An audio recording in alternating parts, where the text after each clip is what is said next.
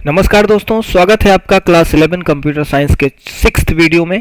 और आज का टॉपिक है ऑपरेटिंग सिस्टम। आज हम डिस्कस करेंगे ऑपरेटिंग सिस्टम क्या होता है और इसके क्या फंक्शंस होते हैं। ऑपरेटिंग सिस्टम के बारे में अगर आपको याद हो तो पिछले ही क्लास में हमने डिस्कस किया था कि ऑपरेटिंग सिस्टम क्या है, एक तरीके का सिस्टम सॉफ्टवेयर है, राइट। और सिस्टम सॉफ्टवेयर क्या होता है, ऐसे सॉफ्टवेयर्स जो एक हार्डवेयर को या कंप्यूटर हार्डवेयर को यूजर के यूजेबल या ऑपरेबल बनाते हैं, ऐसे सॉफ्टवेयर को सिस्टम सॉफ्टवेयर कहते हैं। और उसमें जो सबसे महत्वपूर्ण था वो था ओएस, ऑपरेटिंग सिस्टम, जिसको आज हम पढ़ रहे हैं। ऑपरेटिंग सिस्टम को आप एक रिसोर्स मैनेजर भी कह सकते हो। रिसोर्स मैनेजर, देखो आप कैसे, क्या होता है, कंप्यूटर के पास, एक जो कंप्यूटर है आपका, उसके पास क्या है, रैम है, ठीक, रोम है, आप देख कर रहे हैं, सीपीयू है, प्रोसेसिंग, इस सीपीयू के अंदर एएलयू है, एमयू है, सीयू है, ठीक है। इसके अलावा स्टोरेज डिवाइसेस, हार्ड डिस्क है या एसएसडी है। ये महत्वपूर्ण, सबसे मेन आपके क्या है, कंपोनेंट्स हैं कंप्यूटर के, ठीक। इन सभी को, ये सभी क्या कहलाएंगे, रिसोर्सेज। ये सभी क्या कहलाएंगे, रिसोर्सेज, कंप्यूटर के रिसोर्सेज हैं जिनका प्रयोग करके आपको कंप्यूटर को यूज करना होता है। इन सभी रिसोर्सेज को मैनेज करने का काम कौन करता है, ऑपरेटिंग सिस्टम। यानी कि ऑपरेटिंग सिस्टम आपके लिए इन सभी को मैनेज करता है, एक दूसरे के साथ कोऑपरेट करवाता है। इन सभी, इसमें कौन सी चीज कहां रखनी है, कितनी रखनी है, कब किसका इस्तेमाल करना है, ये सारी चीजों का मैनेजमेंट रिसोर्सेज का कौन करता है, ऑपरेटिंग सिस्टम, ठीक है। ऑपरेटिंग सिस्टम का जो ऑब्जेक्टिव है, ऑब्जेक्टिव क्या होता है, ऑब्जेक्टिव का मतलब इसका एम, इसका गोल, इसका क्या है, मेन दो ऑब्जेक्टिव इसके देखे जा सकते हैं ऑपरेटिंग सिस्टम के। इसका पहला ऑब्जेक्टिव होता है एप्लीकेशन सॉफ्टवेयर्स। ये आप पढ़कर आए हैं ना, पिछले क्लास में हमने देखा, एप्लीकेशन सॉफ्टवेयर्स को बिल्ड करने और रन करने, बिल्ड एंड रन, बिल्ड करने और रन करने, दोनों को करने के लिए आपको क्या देता है, एनवायरमेंट, एनवायरमेंट प्रोवाइड करता है, या इसको आप ऐसे भी कह सकते हैं सर्विस प्रोवाइड करता है। कौन सी सर्विस, एप्लीकेशन सॉफ्टवेयर के आप बिल्ड भी कर सकते हैं और रन भी कर सकते हैं। इन दोनों काम, या तो आपको रन करना है या तो आपको बिल्ड करना है, दोनों काम करने के लिए आपको एक एनवायरमेंट या इस एप्लीकेशन सॉफ्टवेयर को बिल्डिंग या रनिंग के लिए सर्विस प्रोवाइड करता है कौन, ऑपरेटिंग सिस्टम। अगर ये नहीं होगा तो आप ना तो नया एप्लीकेशन बिल्ड कर पाएंगे और ना ही कोई एग्जिस्टिंग एप्लीकेशन को रन कर पाएंगे।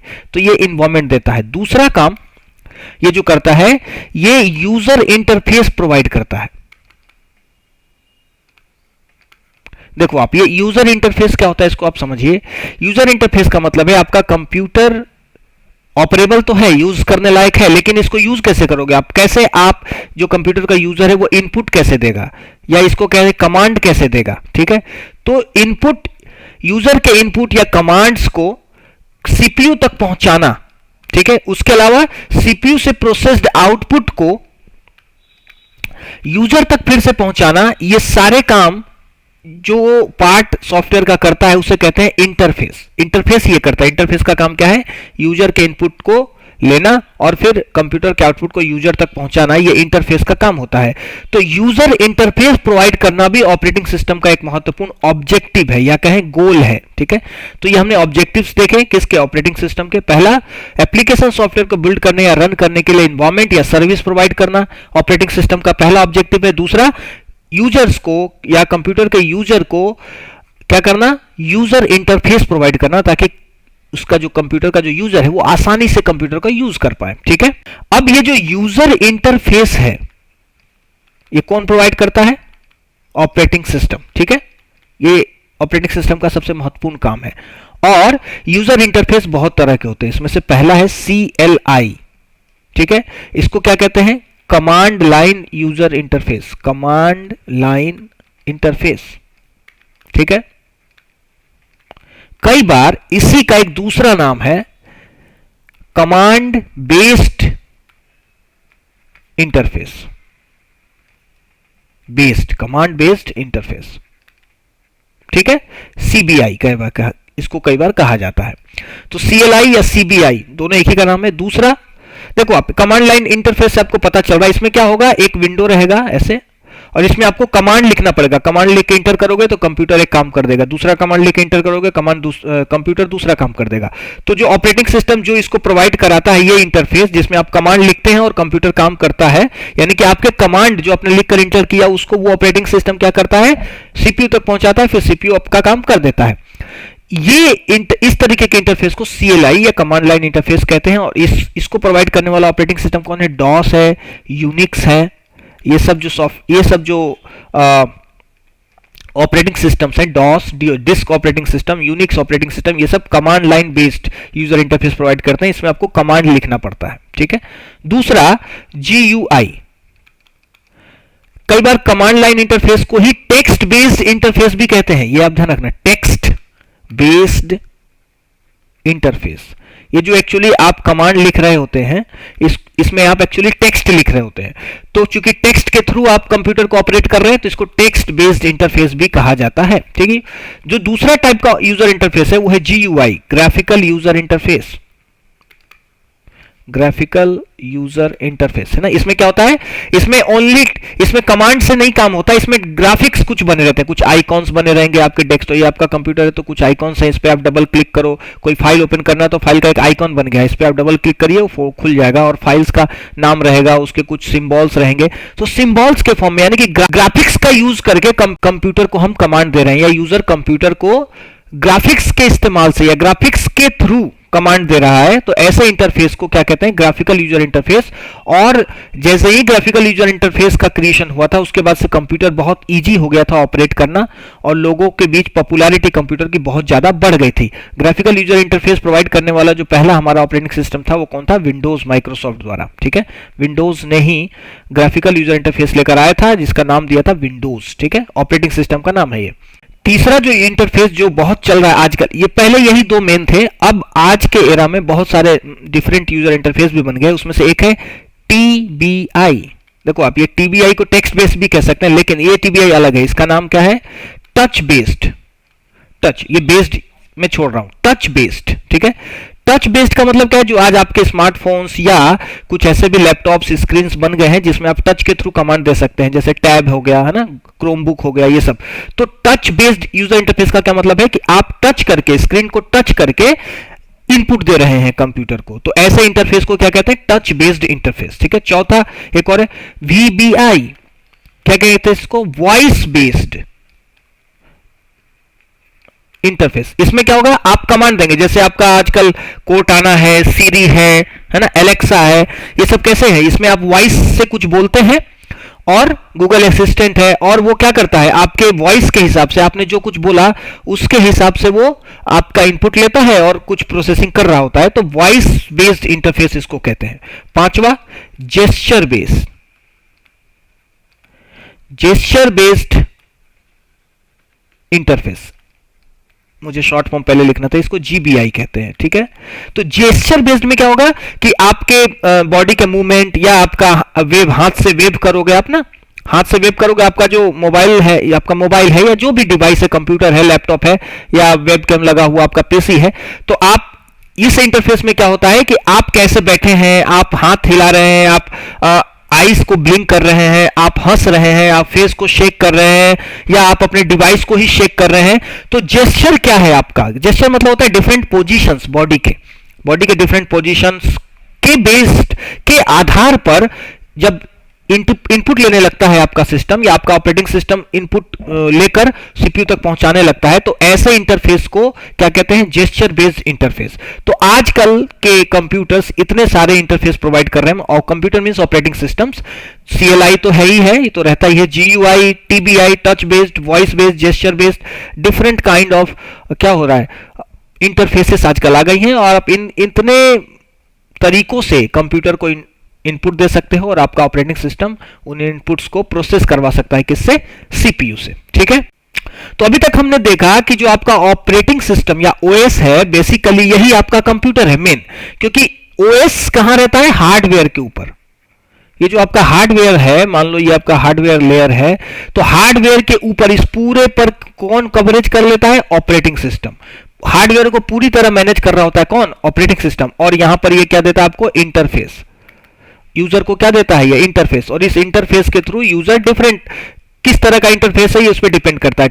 CLI है, GUI है ना, TBI है, GBI है, किस तरीके का है ये ऑपरेटिंग सिस्टम के डिवाइस पर भी आधारित है और ऑपरेटिंग सिस्टम पे भी आधारित होता है, कौन सा ऑपरेटिंग सिस्टम किस तरीके का इंटरफेस प्रोवाइड कर रहा है। तो इन डिफरेंट इंटरफेस के थ्रू यूजर इनपुट देता है, ऑपरेटिंग सिस्टम के पास ये जाता है इनपुट्स, और ये फिर हार्डवेयर के थ्रू काम करवाता है। तो ऑपरेटिंग सिस्टम आप देख सकते हैं कि एक तरीके का मिडिल वेयर है। क्या है? Middleware. किस किस के बीच? कंप्यूटर हार्डवेयर और यूजर, इन दोनों के बीच में कौन है ये मिडिल वेयर? कौन? Operating system. समझ गए आप बात?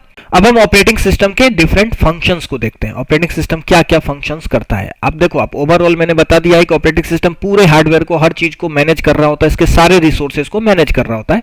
बट फिर भी हम चार तरीके के यहां पे फंक्शंस मेन देखेंगे ऑपरेटिंग सिस्टम के।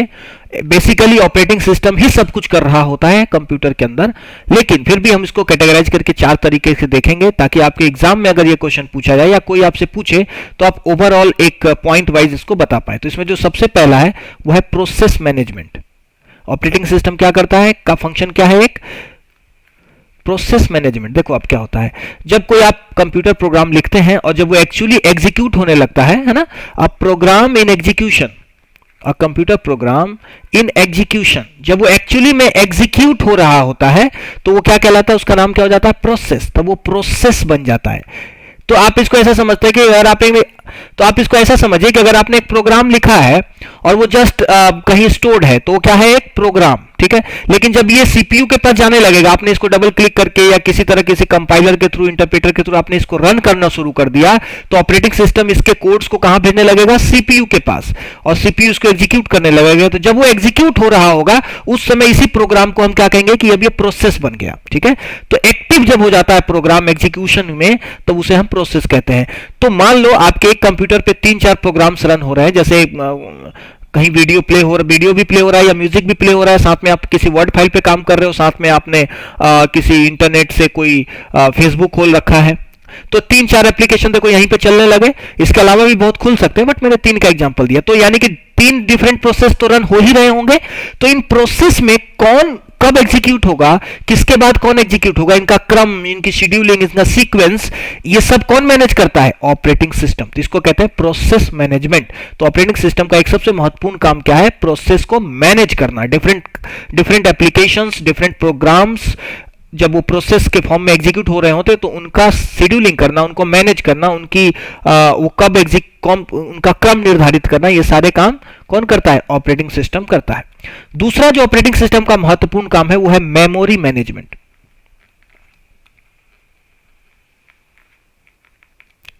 मेमोरी से सीधा सीधा मतलब किससे है? रैम से। आपको मालूम है कि जो कंप्यूटर के पास रैम है वो कुछ निर्धारित होता है, 4 GB, 8 GB, 16 GB ऐसे होता है। और मान लो आपके कंप्यूटर में एक साथ 4 प्रोग्राम रन हो रहे हैं, 4 प्रोग्राम्स। तो आपको मालूम है कि जो भी प्रोग्राम कंप्यूटर में एग्जीक्यूट होगा वो पहले कहां आना चाहिए? रैम में, क्योंकि सीपीयू रैम से ही डेटा लेगा।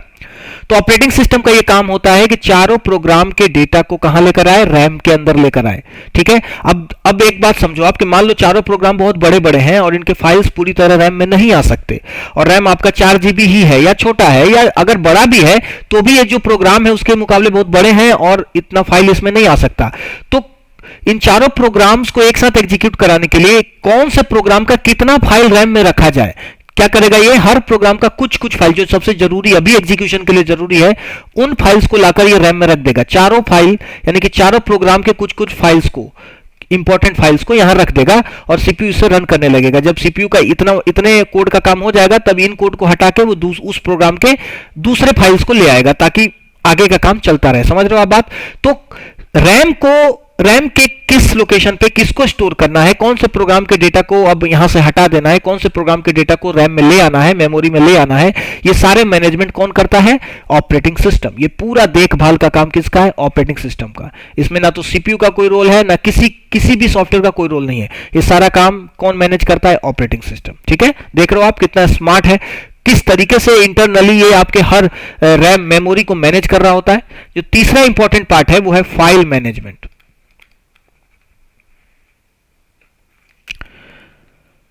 देखो, फाइल मैनेजमेंट से सीधा सीधा मतलब है स्टोरेज से। आप कंप्यूटर में कोई फाइल बना रहे हैं, कुछ स्टोर कर रहे हैं, फाइल मतलब MP3, video, photo, Word file, Excel file, किसी भी तरीके का फाइल आप बना रहे हैं, उन सबको कहाँ स्टोर करना है, कैसे स्टोर करना है, कैसे आसानी से स्टोर करना है, उसके साथ साथ इसकी सिक्योरिटी का भी ध्यान रखना। सिक्योरिटी का कैसे, मान लो एक कंप्यूटर पे 3 यूजर यूज कर रहे हैं कंप्यूटर को, तो एक यूजर का डेटा दूसरे यूजर को न दिखे, है ना, इसको सिक्योरिटी कहते हैं, प्राइवेसी कहते हैं। तो इन सब चीजों का मैनेजमेंट, इन सब चीजों की देखभाल कौन करता है? Operating system. तो आपके स्टोरेज पर या हार्ड डिस्क पर या सेकेंडरी डिवाइस पर, सेकेंडरी मेमोरी पर जितने भी फाइल्स बने हुए, जितने डेटा बने हुए हैं, उन डेटा को स्टोर करना, कैसे स्टोर करना, उनका मैनेजमेंट, उसके अलावा उनके सिक्योरिटी, उनके प्राइवेसी का ध्यान रखना, ये सारे काम कौन कर रहा होता है?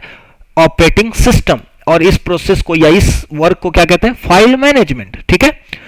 चौथा जो इंपॉर्टेंट काम है ऑपरेटिंग सिस्टम का, वो है डिवाइस मैनेजमेंट। डिवाइस मैनेजमेंट, अब देखो नाम से ही पता चल रहा है, आपके कंप्यूटर में एक यूएसबी जुड़ा है, कि एक माइक जुड़ा है, कि एक कीबोर्ड जुड़ा है, कि एक माउस जुड़ा है ना, इसके अलावा प्रिंटर जुड़ा है, एक स्कैनर जुड़ा है, ठीक है, इसके बाद जॉयस्टिक जुड़ा है, प्लॉटर जुड़ा है, ठीक है, मॉडेम जुड़ा है, कितनी चीजें इसमें जुड़ी हुई हैं, ये सब, और कौन किस तरीके से काम कर रहा है, इन सब को मैनेज करने का काम कौन करता है? Operating system. यानी कि जब भी आप एक नया डिवाइस कंप्यूटर से जोड़ते हो, या पुराना भी डिवाइस जब भी आप कंप्यूटर से जोड़ते हैं, तो सबसे पहला इंफॉर्मेशन किसके पास जाता है? ऑपरेटिंग सिस्टम के पास। ऑपरेटिंग सिस्टम ही इसको डिटेक्ट करता है और देखता है कि ये डिवाइस मेरे लिए नोन है क्या, या क्या इसके साथ कम्युनिकेशन में कर पा रहा हूं क्या, ये, और फिर ये किस काम का है, ये क्या काम करेगा, कब इससे इनपुट लेना है, कब इसको आउटपुट देना है, ये सभी चीजों का जो मैनेजमेंट है वो कौन करता है? Operating system. तो डिफरेंट डिवाइसेस जो कंप्यूटर से जुड़ते हैं, उनका मैनेजमेंट कौन करता है? Operating system.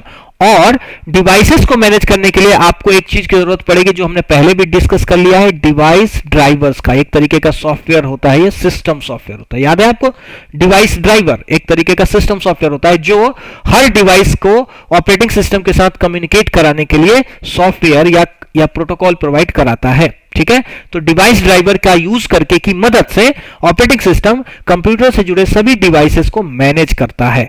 तो ये 4 फंक्शंस ऑपरेटिंग सिस्टम के हैं जो सबसे महत्वपूर्ण है: process management, memory management, file management and device management. ठीक है। तो ये था ऑपरेटिंग सिस्टम। आई होप कि आपको ऑपरेटिंग सिस्टम पढ़कर अच्छा लगा होगा और आप ऑपरेटिंग सिस्टम को और गहरे से समझ पाए होंगे।